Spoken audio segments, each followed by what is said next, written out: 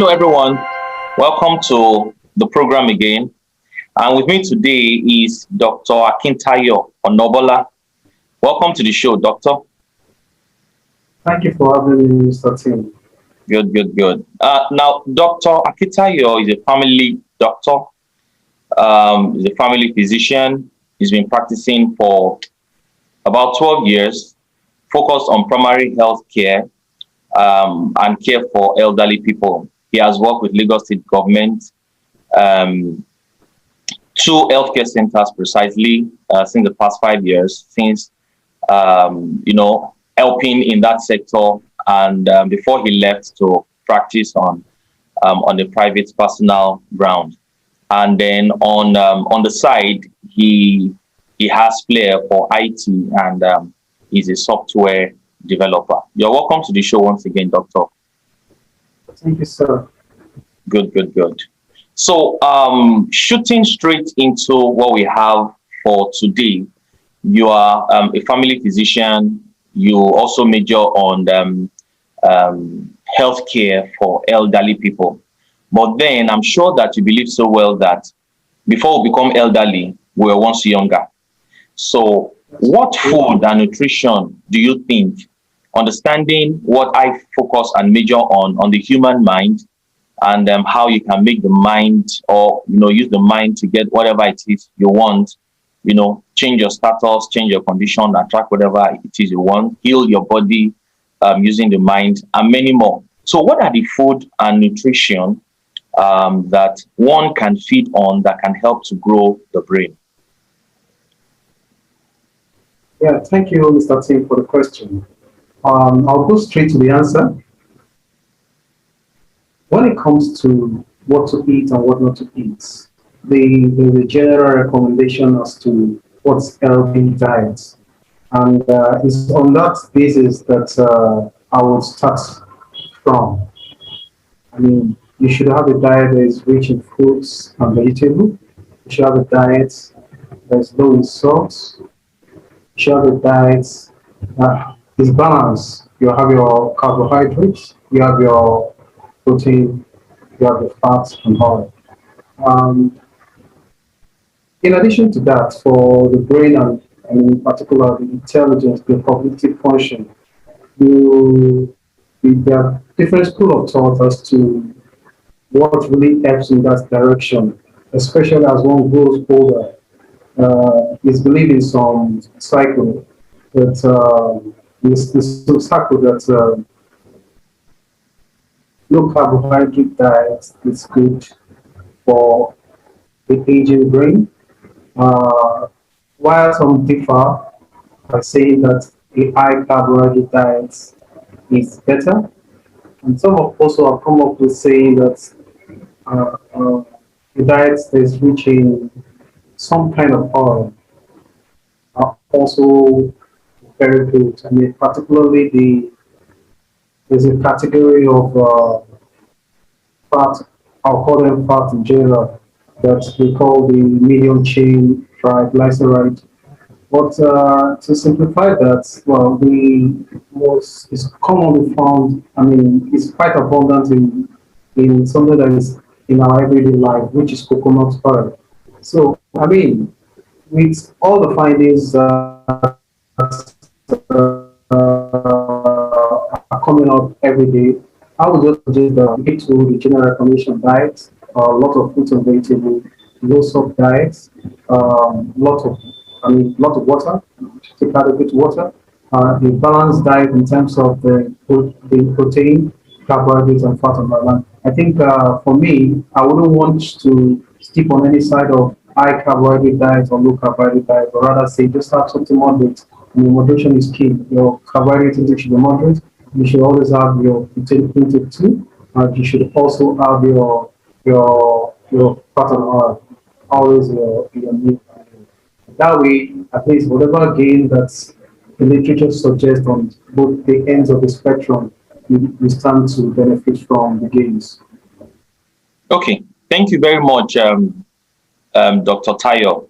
Now, I know so well that, and I'm sure you know too, that we can instigate sickness by thought alone. And I preach, I believe, I've practiced, and I've seen it happen to people where they have healed the body using the mind alone. So this next question, and I'm sure you also know, by thought alone, we can alter our our body metabolism. Now, what I'm saying is this: now we can alter our body metabolism, and there are cases where people just by thought alone they can, bring up certain sicknesses on themselves. They can delay some digestive. I want to find out what is the implication or the consequence of negative emotions and feelings like anger, sadness, and depression on our mental health. I want to go over that again. I know so well that we can heal the body by thought alone, and we can evoke sickness on ourselves by thought alone. So, what's the implication or the consequence or side effect of constant sadness, anger, or depression? Okay, that question is quite broad. But before I start off, I would like to say that the, like you said, the mind has a role to play, but it doesn't play all the role. There are some diseases called infectious diseases, communicable diseases, which each of them has a particular pathogen with particular gene causing them. Of course, in that domain, there must have been a contact.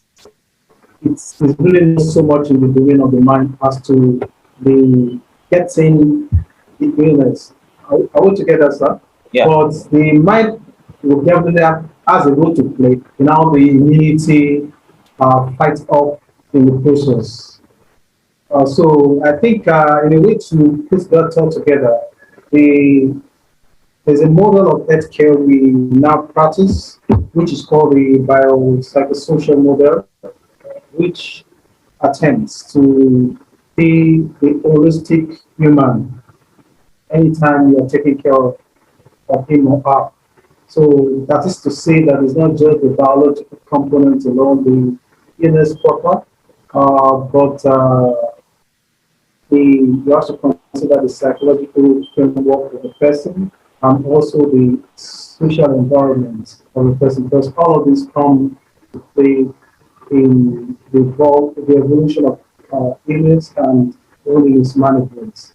And so, back to the question, which is what role do negative emotions play on health? I would say the role is quite is immeasurable in to start with and to say it. And then you establish that certain emotion triggers certain episodes of certain diseases, of course, such as asthma. Strong emotion can trigger attacks of asthma. Likewise, strong emotion could alter your blood pressure, your pulse rate. It could influence how you respond to the treatment of some diseases. For example, in the setting of depression, managing things like high blood pressure and diabetics, it requires more work because it's just not just about giving the person the usual dose. You have to monitor whether that response is adequate, and then, of course, as the depression response and the severity of the depression too, at the time, we have a role to play on the response to these other drugs that are being used for the other conditions. So the role of emotion cannot be overemphasized in health, and we strongly advise that the way to have the best of physical health is to have good emotional life. WHO has done justice to the definition of health by emphasizing that it's not just about the physical health alone, it's about the total well-being of the person, which includes the emotions, and the social environment. So I think that has done justice to the question. But I think also I feel a common channel that emotions get into the physical health is through sleep. Of course, when you stop emotion, there's a tendency to lose sleep. And then once sleep is very central. Once sleep is lost, a lot of the body within that lost the immunity. The immune system also is thrown off balance. A lot of other dynamics. I mean, of course, these are not they are not normal dynamics. Abnormal dynamics begin to happen in the body system. So it's very, very important that we take hold of our emotions and we put them under control in order to be able to enjoy the best of health. Thank you very much, Dr. Tayo. Now that brings me to the next one, which you made reference to sleep. You were at my office some days ago, and then we got talking while you were doing your general checkup on me, and then we got talking about habits, how certain habits now could multiply and affect one in the future. If you remember, we spoke about my sleep pattern, my sleeping pattern. I told you that Yes, sir. Yes, sir. 9:30, I'm shutting down. 10, I'm off to bed.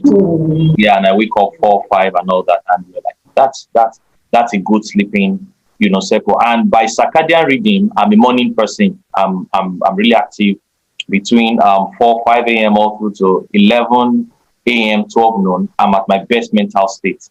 So then you made reference to elderly people. The elderly people we find today who are nagging, they are easily upset, they abuse at the least impulse and all that. That such people must have had. There was a way you explained it, which really, interesting.